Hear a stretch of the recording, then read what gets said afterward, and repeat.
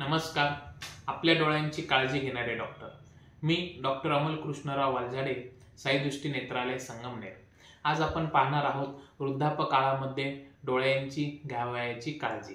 तर या वृद्धापकाळामध्ये आपण पाहिलं तर डोळ्यांच्या अनेक समस्या आपल्याला उद्भवतात आणि त्याच्यामध्ये सर्वात महत्त्वाचं काळजी घेण्याचं म्हणजे नियमित डोळ्यांची तपासणी. तर नियमित डोळ्यांची तपासणी करताना आपण त्याच्यामध्ये आपली दृष्टी तसेच आपल्या डोळ्यांचं प्रेशर, आपण जर म्हटलं काचबिंदू वगैरे, यामध्ये आपल्याला डोळ्यांचं प्रेशर चेक करणं खूप महत्त्वाचं असतं. त्यासोबतच आपण जर बुबुळ, कॉर्निया, तर याबद्दलची तपासणी, अशा विविध छोट्या तपासण्या ह्या आपण रेग्युलर करणं गरजेचं आहे.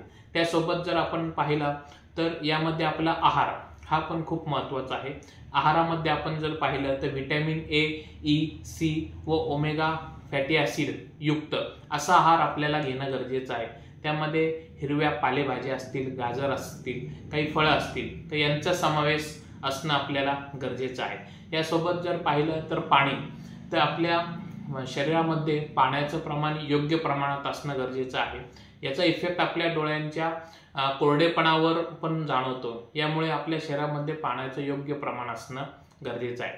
त्यासोबतच जर बघितलं आपण काही डोळ्यांचे व्यायाम, जसे त्राटक असेल किंवा या पद्धतीने आपण डोळ्यांची योग्य पद्धतीने डोळे फिरवणे असतील, तर असे काही छोटे व्यायाम जे आहेत ते आपण रोजच्या रोज 10 मिनिटं करणं गरजेचं आहे. त्यासोबत विश्रांती, आपण वृद्धापकाळामध्ये बऱ्याच वेळा आपण वाचन वगैरे, त्यासोबत स्क्रीन टाईम, TV वगैरे असेल तर याचं प्रमाण आपण कंट्रोलमध्ये, त्यासोबतच काही वेळामध्ये गॅप घेऊन आपण ते वाचन करणं किंवा TV पाहणं हे करणं गरजेचं आहे.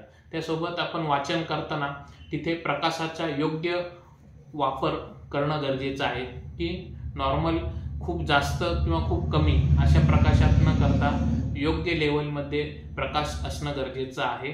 त्यासोबतच आपण जर बघितलं तर काय आपले डॉक्टरांच्या सल्ल्यानुसार आपल्या काही डायबिटीस असतील किंवा BP असेल किंवा काही हृदयाच्या किंवा अन्य काही गोळ्या असतील, तर त्या नियमित रेग्युलर चालू ठेवणं गरजेचं आहे. तसेच आपल्या डोळ्यांना जर कोरडेपणा येत असेल तर त्यासाठी आपल्या डॉक्टरांच्या सल्ल्यानुसार काही आपल्या डोळ्यांचे ड्रॉप्स जे आहेत ते आपण चालू ठेवणं गरजेचं आहे. तसेच आपण योग व ध्यान हे सुद्धा आपलं यामध्ये महत्त्वाचा भाग आहे, की त्यामुळे आपल्या डोळ्यांवर त्याचा चांगला परिणाम आपल्याला दिसू शकतो. तर यासोबत असेच आपले अजून वेगवेगळे डोळ्यांचे व्हिडिओ पाहण्यासाठी आपल्या या चॅनलला लाईक व सबस्क्राईब करा. धन्यवाद.